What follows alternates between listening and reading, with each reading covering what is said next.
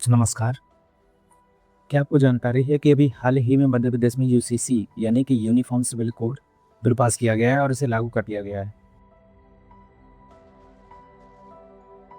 विधानसभा को पेश करके उसके बारे में, उसकी अच्छाइयों के बारे में, उसकी अंदर की सच्चाइयों के बारे में बताएंगे। लेकिन कॉमन रूप से जरूर बोलना चाहूंगा कि मुस्लिम समाज, हिंदू समाज, ईसाई समाज। तो आइए जानते हैं यूसीसी के बारे में। यूसीसी का पूरा नाम यूनिफॉर्म सिविल कोड है, जिसे हिंदी में समान नागरिक संहिता कहते हैं।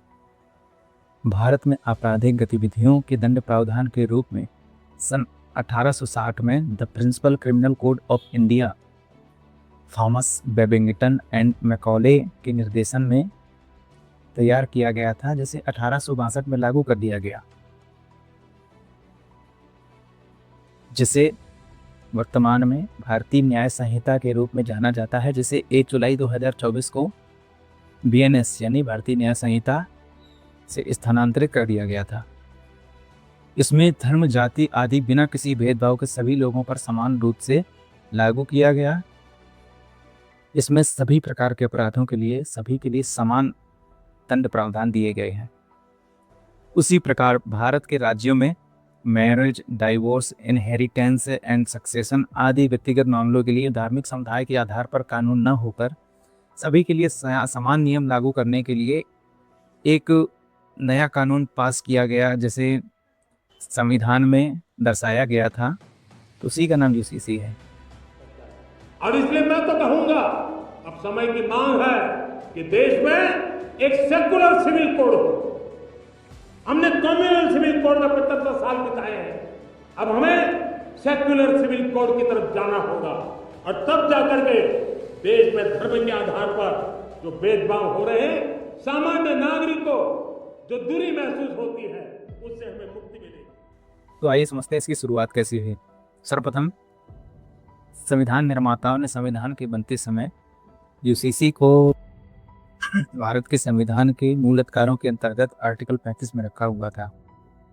इसमें बाद में वाद विवाद होने पर एक तर्क दिया गया कि इससे लोगों की आस्था पर चोट पहुंच सकती है, यानी कि ये अनुच्छेद 25 का उल्लंघन करता है।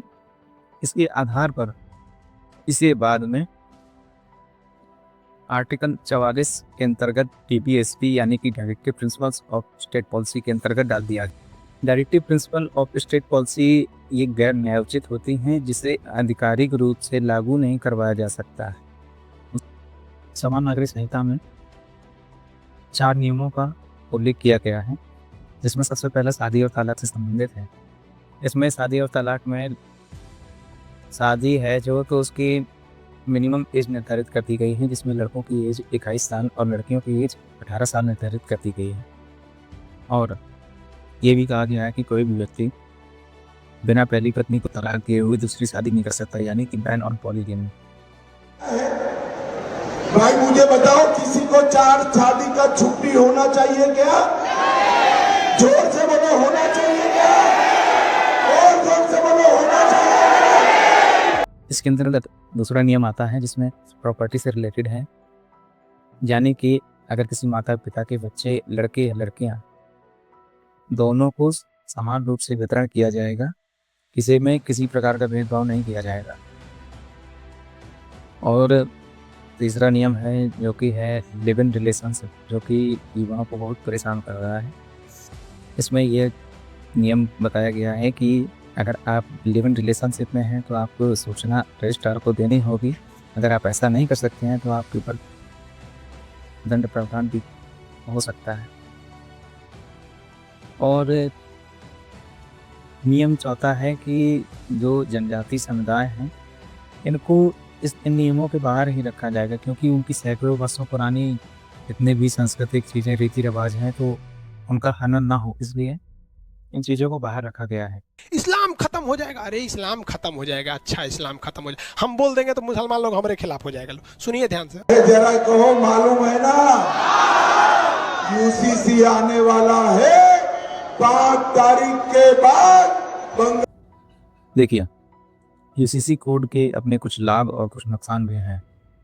तो सर्वप्रथम लाभ हम देखेंगे तो जिसमें पहला लाभ ये है कि ये कानून महिलाओं को शादी, तलाक और संपत्ति के अधिकार में बराबरी का हक देता है।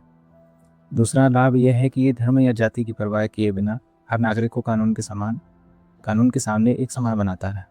इसमें तीसरा लाभ यह है कि इसमें कई अलग अलग पर्सनल लॉ ना होने से अदालत का काम बहुत आसान हो जाता है। आइए इसके नुकसान देखते हैं। तो सबसे पहला नुकसान ये होगा कि जो माइनॉरिटी धार्मिक समुदाय हैं तो उनके लिए ये चिंता का विषय है कि उनकी धार्मिक स्वतंत्रता के अधिकारों का हनन करता है। दूसरा नुकसान यह है कि सभी समुदायों की सहमति के बिना अगर इसे ज़बरदस्ती लागू किया जाता है तो उनके बीच विरोध और तनाव पैदा हो सकता है। कोई मुसलमान चोरी करे ना तो उसका हाथ काटिए, कहिए काहे काटिए, तो अनुच्छेद 25 तुम्हारी धार्मिक स्वतंत्रता, इस्लाम कहता है हाथ काट दो, तो कहेगा ना हाँ हमारा हाथ काटेंगे, इस्लाम भाड़ में गया, पर हमको भारतीय दंड संहिता इंडियन पिनल कोड की तरह चोरी की सजा दीजिए, 2 साल जेल में रखिए, हाथ काहे काटिएगा। वहां उनको इस्लाम नहीं दिखेगा, वहां भी। तो इतनी ही जानकारी थी। अगर आपको यह जानकारी अच्छी लगती है तो कृपया अपने जो भी मत हैं तो आप हमें बता सकते हैं, कमेंट्स में ज़रूर साझा करें और दिन प्रतिदिन सुधार करने का प्रयास करूंगा। अगर ये संभव हो पाता है तो मैं आपके मनपसंद टॉपिक्स के बारे में जानकारी ज़रूर इकट्ठा करने का प्रयास करूँगा। धन्यवाद। जो भेदभाव हो रहे हैं, सामान्य नागरिक को जो दूरी महसूस होती है, उससे हमें मुक्ति मिलेगी।